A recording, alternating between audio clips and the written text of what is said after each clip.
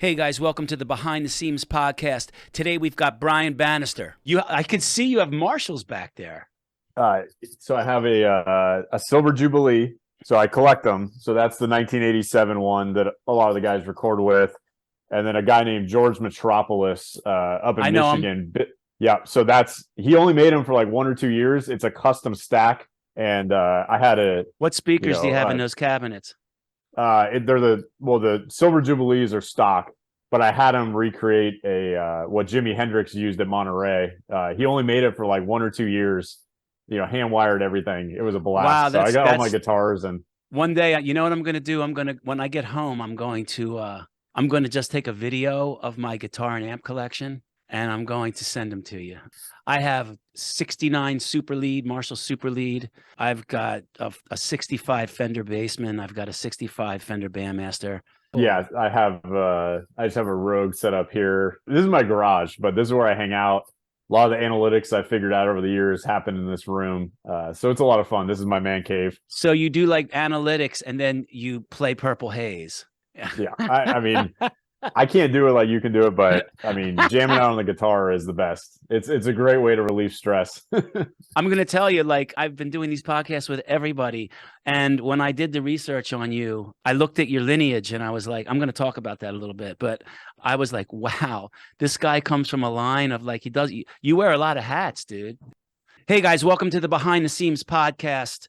Today is going to be a great day because when I did the research on this guy, I was stunned by this is a true journeyman. This guy has been really worn a lot of hats. So today we're with Brian Bannister, and he's the director of pitching for the San Francisco Giants.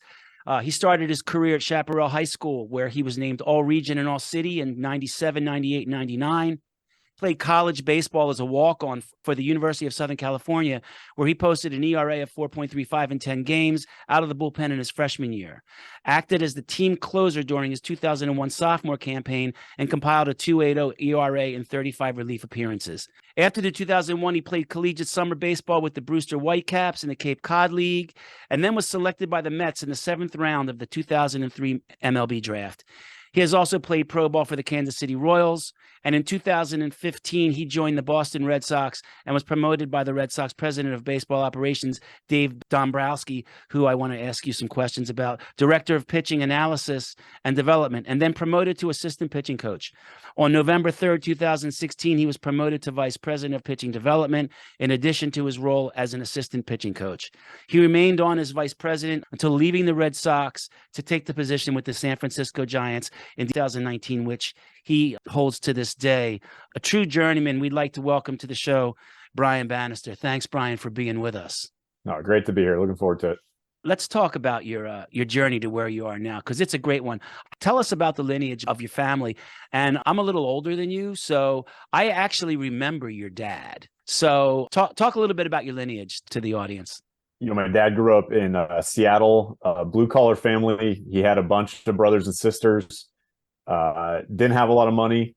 So there's a little half-high wall in his backyard, and he used to take a rubber ball and just throw a rubber ball off that wall, and he'd pick out spots on the wall and try to hit it for targets. And what he didn't realize is, he's practicing pitching, but nobody in his family played baseball. But his sisters played softball. And the funny thing was, he's actually right-handed, but his sisters had a left-handed glove for softball. And so he ended up deciding to be a lefty in baseball because of his sisters, because he wanted to use their gloves when he played baseball. So he does right-handed everything except for play baseball. And, coming from his family, tried out for his freshman baseball team in high school, didn't make the team, was so frustrated, so determined to prove everybody wrong that he practiced all year and ended up being the MVP on varsity the next 3 years. Got drafted 3rd round in the MLB draft at a high school, Kennedy High School in Seattle. Had scholarship offers all over the country. Ended up going to Arizona State and had a great career. Set the single season college strikeout record and was the #1 pick in the draft in 1976 and won the Lefty Gomez Plate, which is the equivalent of the Golden Spikes Award nowadays. So a tremendous athlete, but really kind of switching to lefty and just not having a lot of money and working hard every day. He kind of grew into a great baseball player. I actually have your dad's baseball card. I had the entire MLB. I used to buy that whole Topps set every year. So he's in there. Oh yeah. So how has growing up with such a great lineage of ball players in your family affected your climb through the ranks? And what would you say are a couple of the main things that you really, really feel like it gave you an advantage? I compare it a lot of times to Forrest Gump. I was just right place, right time. Very thankful for those opportunities. Being in diapers in a major league clubhouse is a privilege. 100%. Being around great pitchers. I mean, I remember early on, Tom Seaver, Brett Saberhagen, Nolan Ryan, Kevin Brown, Unbelievable. Mark Langston, just incredible pitchers that my dad was teammates with. And I would just sit there and soak it in. And what I didn't realize is, while I didn't have great physical talent myself, I was always just absorbing how these pitchers worked, how they approached their craft, the tips and tricks they would share with me. I mean, Tom House showed me how to throw a curveball when I was 12 years old because he was my dad's pitching coach with the Texas Rangers. And I just sit there and watch Nolan Ryan and Kevin Brown, throw their bullpens. And so I was just absorbing how pitchers move, how elite pitchers went about their business. And that's really what's influenced me to this day is kind of that life journey through the game and the contributions of each of those pitchers and pitching coaches that had an impact on me. I can see that too, because when I look at your posts on social media, a lot of it is about arm slots, arm positioning, movement, and grips. And you just mentioned that you spend a lot of time looking at guys throw and talking to them about their grips. And I can see that in your posts because you're analyzing it at a really high level. And kudos to you. I really, guys, check out his Art of Pitching. Check out his his social media feed because it's really great. Batting averages have been going down in the majors. Knowing what you know about pitching, what advice would you have for young batters and their training to prepare them for the advances in pitching? As we've gotten smarter about pitching, I still think you see trends in how pitchers are developed. And so I think it's important, pitchers jump on a Rapsodo or a TrackMan in order to get into some pitch design. And those are great visuals, regardless of what you're using, it shows a spinning ball or it shows the metrics. And I would really encourage young hitters, don't just hit off of the pitching machine, try to recreate what pitchers are doing as early as possible, whether that's facing hitters or pitchers older than you that are already starting to get into some of the pitch design work. Whether you're just hitting off of a 2 or 3 wheel pitching machine, don't just set it up and try to hit balls off of it. There's no pitcher on earth that throws a perfect 12-6 backspin fastball. What we do, get one leg on the tripod for the pitching machine that's longer or shorter than all the other ones and tilt that thing at weird angles. Almost every pitcher you see will have some weirdness about them because that's what makes them tough to hit. And get in there and try to hit the weirdest pitches from the weirdest release points that you can. If you shift the pitching machine over 4 feet or put it close to the ground, you see the Mike Trouts of the world with those wiffle ball machines off Amazon, and they're just up shooting the fastball. And it's things you're never going to see in a game. But if it challenges you and forces you to think about how to solve the problems that pitchers are creating for you as a hitter, you're going to be more adaptable to whatever they're going to throw at you at higher levels. And it's going to help prepare you. Just trying to groove pitches off of a pitching machine that's throwing 12-6 fastballs is really not going to help you because you're never going to see it in a game. That's really interesting because that is exactly with our position players and even with our pitchers. We practice dynamic systems theory, Franz Bosch, learning to recruit. The body will call upon itself to complete the task. And that's exactly what you're talking about. Even though you may not see that, your body's going to learn to do what it has to do to get into the position at that very given moment. And it becomes more adaptable. Yep. That's awesome. Fastball usage is down in the MLB. as average fastball velocity keeps going up. Do you think this is because the threat of higher fastball velo is making other pitches more effective due to the differential? And is it because training with Rhapsody on TrackMan is making other pitches more effective, or a little bit of both? Yeah, I'm part of the problem with that because I hate fastballs. So when I got put on the Boston Red Sox major league coaching staff in the middle of the 2016 season, one of the first things I did, even though we had great fastballs on the pitching staff, we had Craig Kimbrell, we had David Price, we had all these guys, Joe Kelly. One of the first things I did was I wanted to eliminate fastball usage or lower it, more accurately, and then throw more high fastballs just because we had pitchers with great kind of flatter approach angle fastballs. And so from that year, if you go back and look, fastball usage has been trending down. So I'm not going to say I'm the catalyst, but from that point on, we had the best ERA in baseball for the rest of that 2016 season. And up to that point, we had been 14th or 15th. So it definitely had an impact on us. And baseball just being a copycat zero-sum game, people see things that are working and then they copy it. And it happens all over the game. We all do it. It's kind of like the art world. You don't steal things, but you reference them. And so why do you think that coming in and telling your guys to throw less fastballs? Give the layman who's listening to us right now, in layman's terms, why you have these guys that throw elite fastballs? Why are you telling them to use them less? I think the simplest reason, when you throw a fastball, what you're trying to do is use the backspin on it or the approach angle on it to get above the barrel of a hitter when he swings. When you're throwing the other pitches, you're trying to get underneath the barrel of the hitter. There's kind of an asymmetrical risk reward to it because hitters are trying to hit the ball in the air because when they do that, they hit it further. Pitchers are trying to get them to either miss it or hit the top half where they can't hit it a far distance. But the one thing that really is the tiebreaker for me is that when you try to throw a fastball above a barrel, you're working against the force of gravity. And when you throw your other pitches, you're working with the force of gravity. So there's this invisible enemy working against fastballs. It's trying to pull them down when what you're trying to do via your velocity and spin and approach angle is trying to resist the force of gravity. Yeah. So it's one set of pitches has a tailwind and one set of pitches has a headwind. And it's just easier to generate better results with secondary pitches. And, we have 15 years of pitch data now since pitch data came out in 2007. And fastballs just drastically outperform all other pitches. Some pitchers do have good fastballs, but the overwhelming majority of pitchers don't have good fastballs. And I think that's why the mentality has shifted so much in the game of baseball.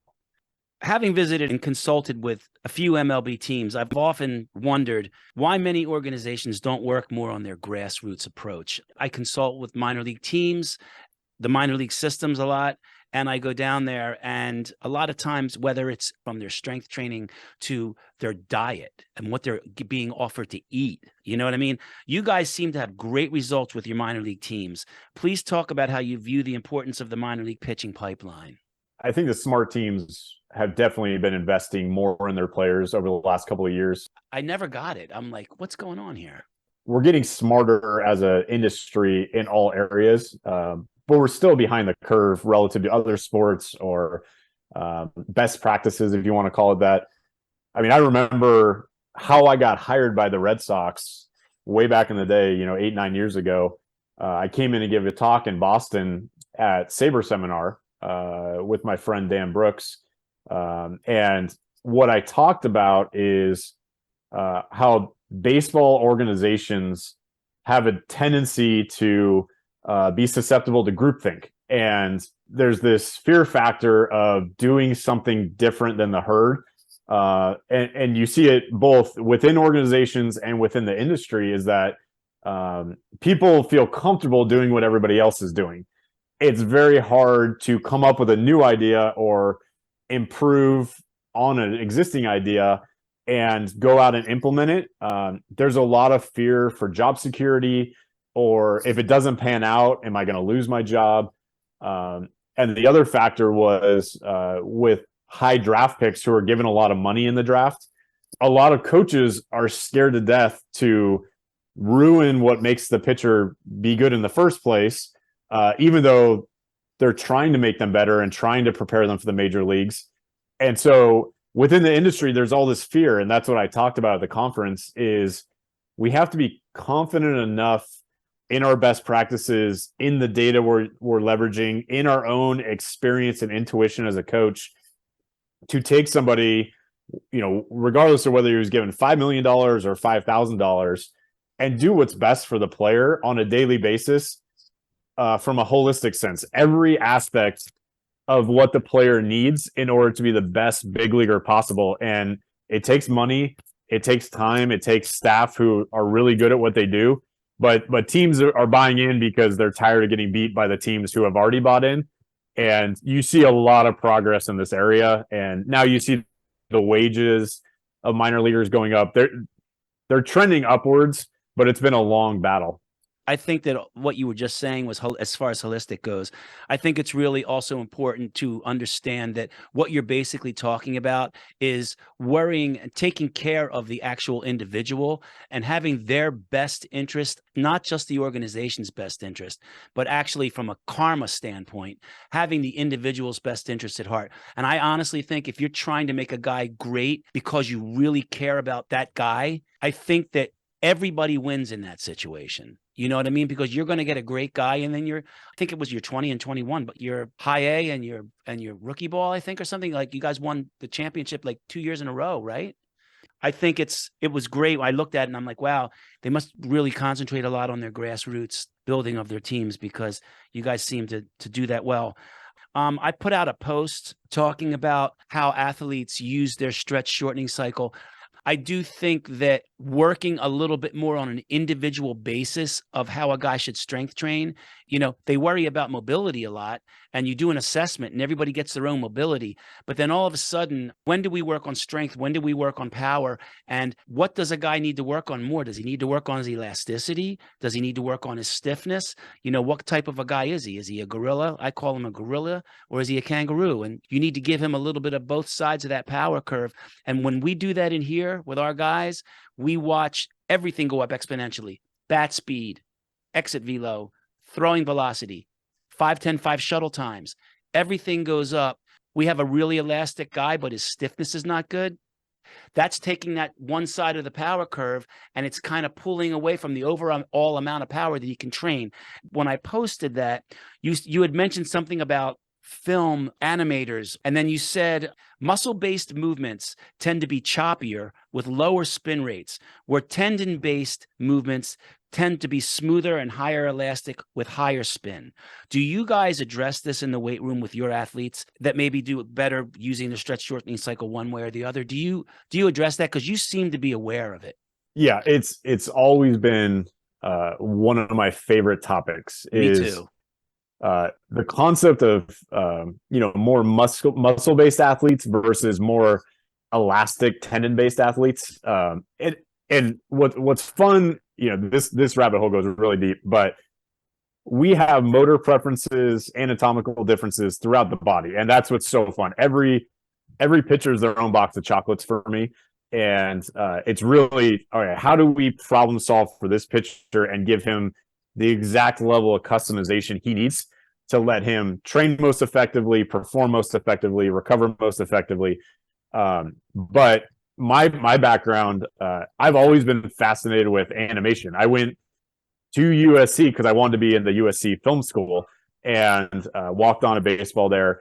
I couldn't do the film school while playing a full-time sport, so I did the next best thing, and I jumped into the art school and did photography. And so anything related to animation, drawing, the study of human movement is fascinating to me. And when you watch the great animators, the Disney guys, et cetera, they design their characters. You have the big, strong, evil, bad cartoon character, and then you have the small, little, bouncy, springy cartoon character. And it really mimics real life. When I was at SC, I was blessed to have some amazing football teams. Pete Carroll was the coach, 3 Heisman winners between Reggie Bush, Matt Leinart, Carson Palmer. So it was an amazing era of USC football.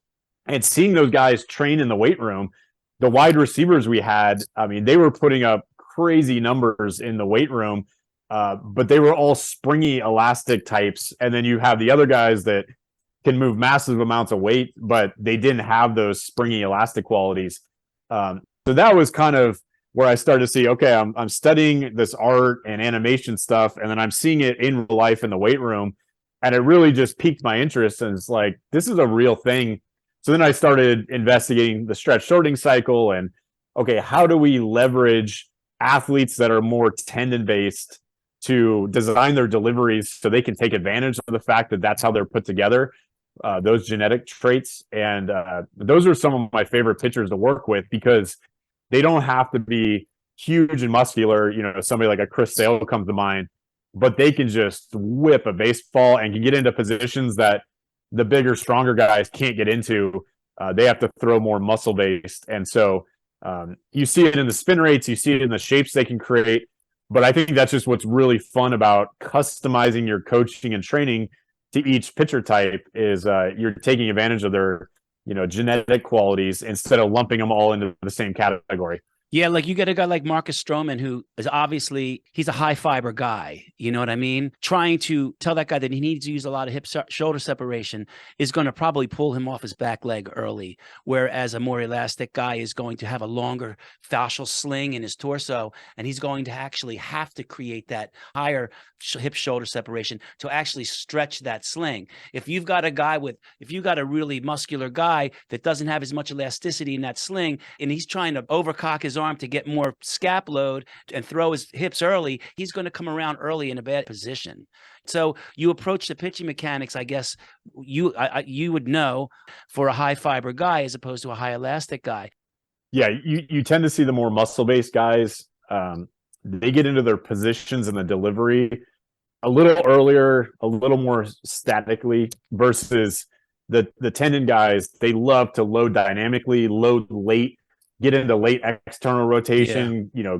You know, people talk about the inverted W. You don't hear it as much anymore, but like they have crazy mobility, crazy ability to get into these really powerful, really stretched positions. And that's where they thrive. If you coach them out of those positions, then they lose those magical stretch shortening qualities. So it's just customization, but it's really fun once you start identifying which group they're in and then letting them train and move accordingly. So maybe not telling you anything you don't know, but when you calculate bar speeds with velocity-based training, you find out where an athlete creates his peak power and where he creates his peak force. And the number that he creates it at will tell you what type of athlete you have in front of you. And then he no longer worries in the weight room about how much weight he's lifting. He's looking for a number to get that training adaptation. So if we're looking to train force, we're looking for under 0.50 meters per second. When we start to get into the power speeds like 0.75 to 1, guys produce them at different speeds. The more stiffer guys are going to produce it at lower numbers because they can grind out a rep. Whereas the lighter guys, they need lighter weight, and they kind of tend to do it at a higher number because they can't grind out reps. Keeping guys within their numbers, actually, I think you're going to be at Wake Forest, right? This is the whole premise of my PowerPoint. This is what I'm talking about, actually, is going to be taking an athlete and figuring out, do I need to adjust his curve a little bit for him to create peak power? And I'm more the muscle-based guy, just knowing my body. I've been trying to figure out what I am. I change. I think, honestly, I'm more of like a gorilla type guy on my upper body, and I'm more of a kangaroo type guy on my lower body. And you can have different way you use your stretch shortening cycle from your upper and your lower half, which is a whole nother conversation. How did you deal in the pandemic? How did you deal with training in the post-pandemic, where I imagine you had to deal with different guys showing up in various forms of conditioning and arm health due to how hard they trained during that time when they were on their own? And then all of a sudden everybody's back and you're dealing with, like, that must have been the point in your life where you were just dealing with like an entire amalgamation of like who's in shape and who's not.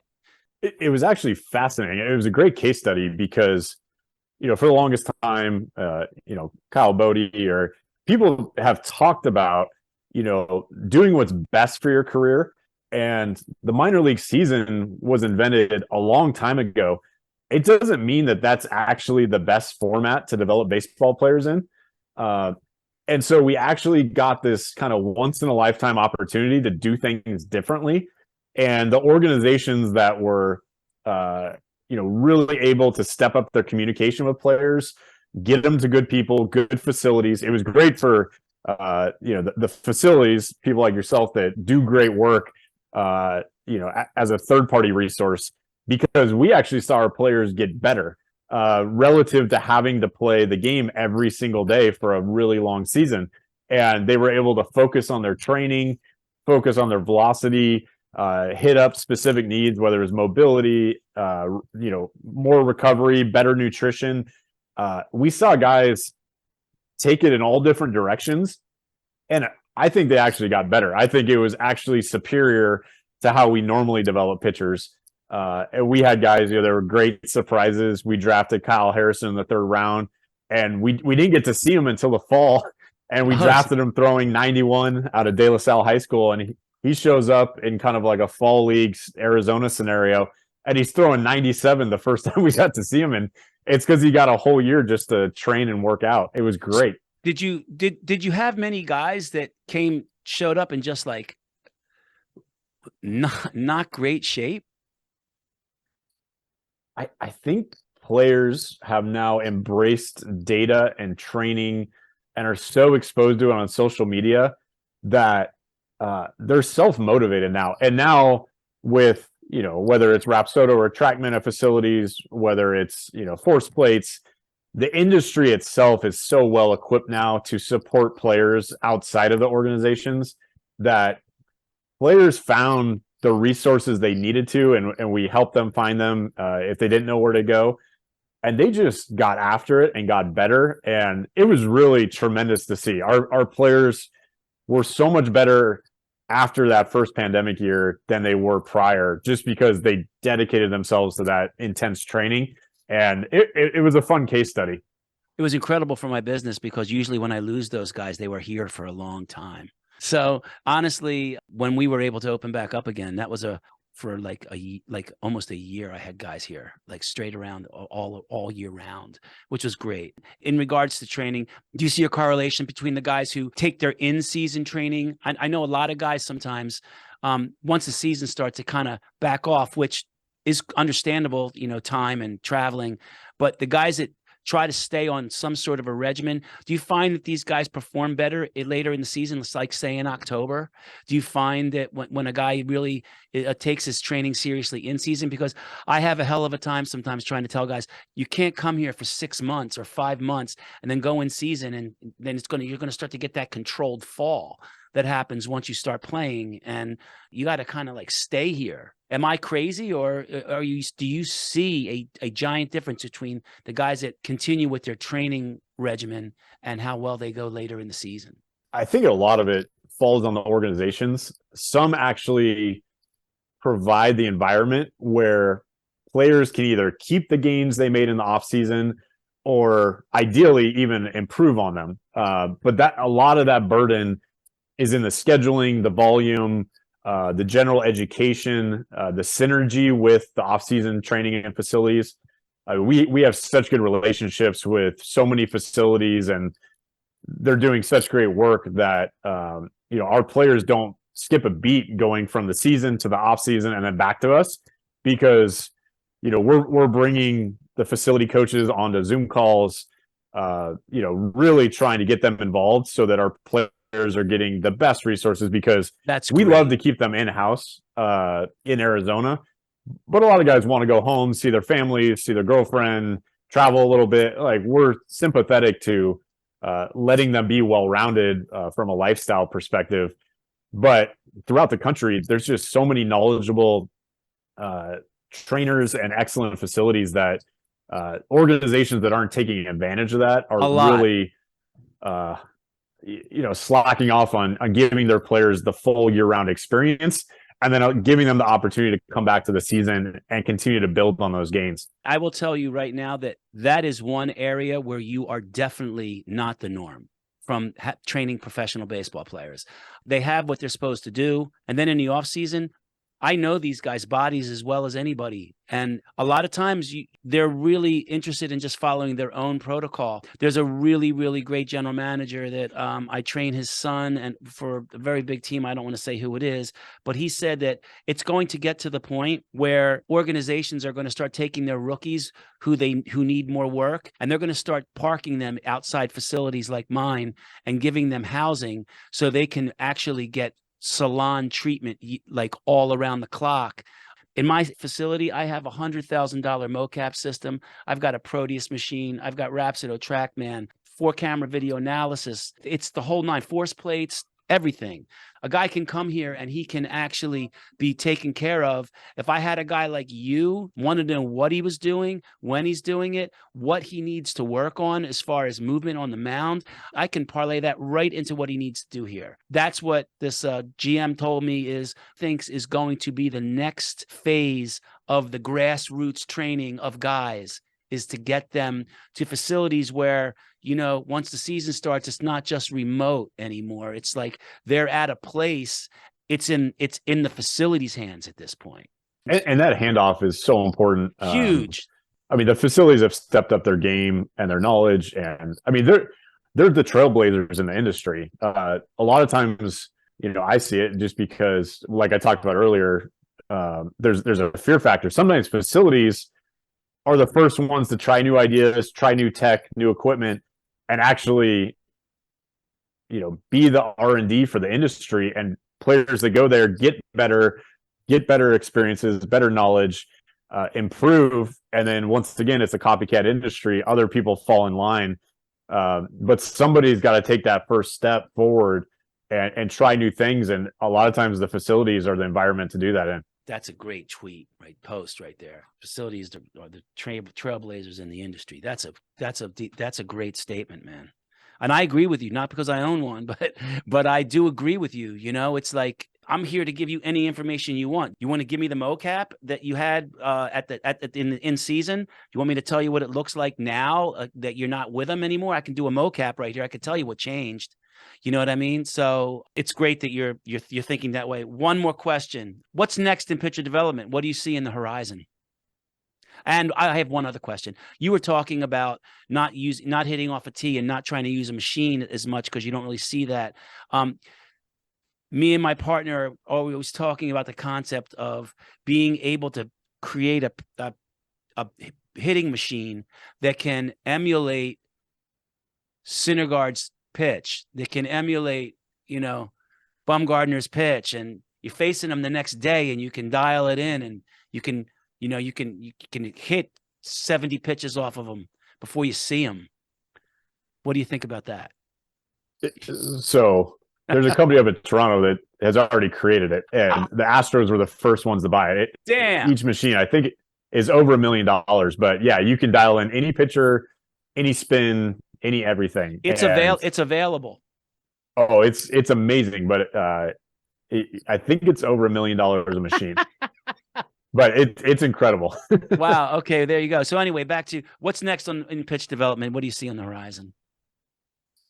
I think for anything pitchers do, ultimately it forms a bell curve. No matter how much we improve pitchers, the pitch design, the training, the usage, the arsenal, the command, it still forms a bell curve throughout the pitcher population. So there will always be pitchers that can do things that other pitchers can't. And whether it's their bony anatomy, there's just restrictions on the bulk of the pitcher population. And then you see guys that can just do crazy outlier things, movements, that will always still be valued. And so I think as an industry, we keep bringing up the floor of training, and the average pitcher is getting so much better. But ultimately, when you're trying to get a hitter to mishit or miss the baseball, you're trying to fool their eyes. You're trying to fool their timing. And there's some pitchers that are still better at doing that than others, and they'll always be valued. And I think as the training gets better, we're still learning about what causes hitters to miss, what causes them to have bad swing decisions, beyond just the numbers we're collecting on Rapsodo or TrackMan, beyond the force plate numbers and the strength in the weight room or the VBT curves. We're trying to recreate the experience of trying to hit off the best pitchers in the world. Fangraphs had a great article today on, the best pitchers still don't get hit.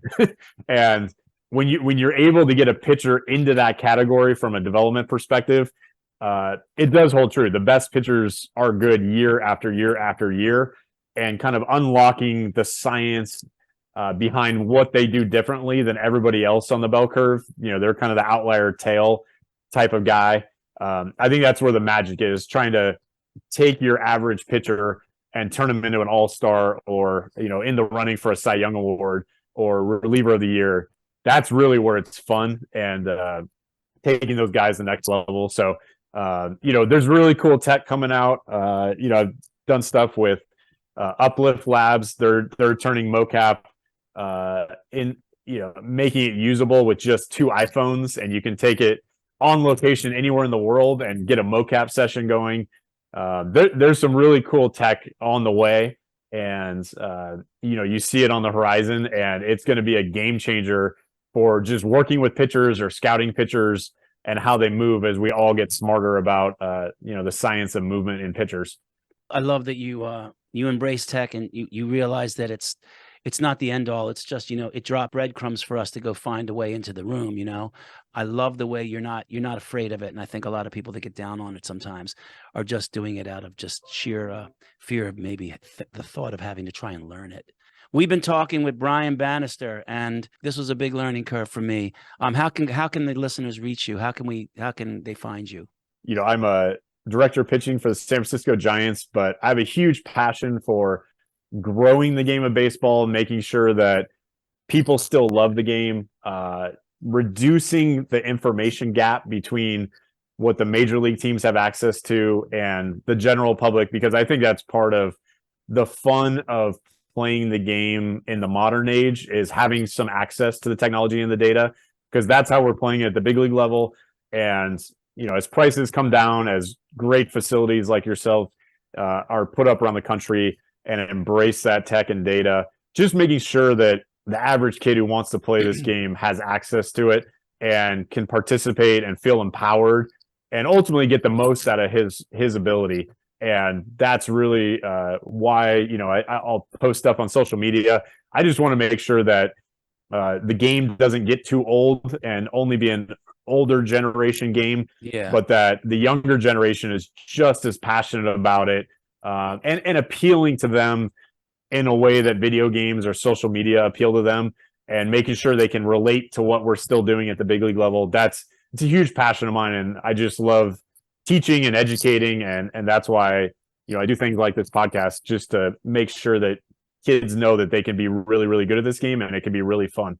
And you work with young kids as well in the off season, right? I just love passing on my knowledge to the next generation. I love that, dude. How can they reach you on social media? Because this guy writes some really, really phenomenal posts. I love reading them.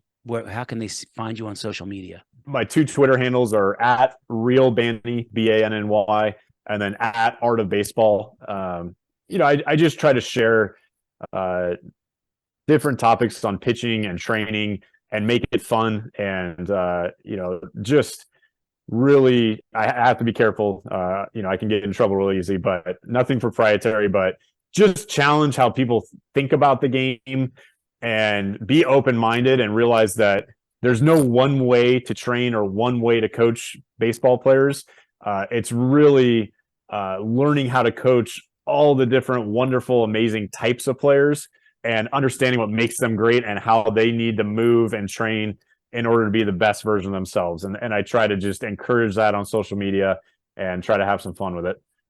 That's awesome. And you can reach me on Twitter at Nunzio Signore, or you can reach my facility at RPP_baseball. The website is www.rocklandpeakperformance.com. And I have a book out, can get it on Amazon, or it's released by Human Kinetics, Velocity-Based Training, How to Apply Science, Technology, and Data to Maximize Performance. We've had a great time talking to Brian Bannister. This has been especially great one for me. And until then, we'll see you on the next episode of Behind the Seams podcast. Thanks, Brian, for being with us. Thanks for having me.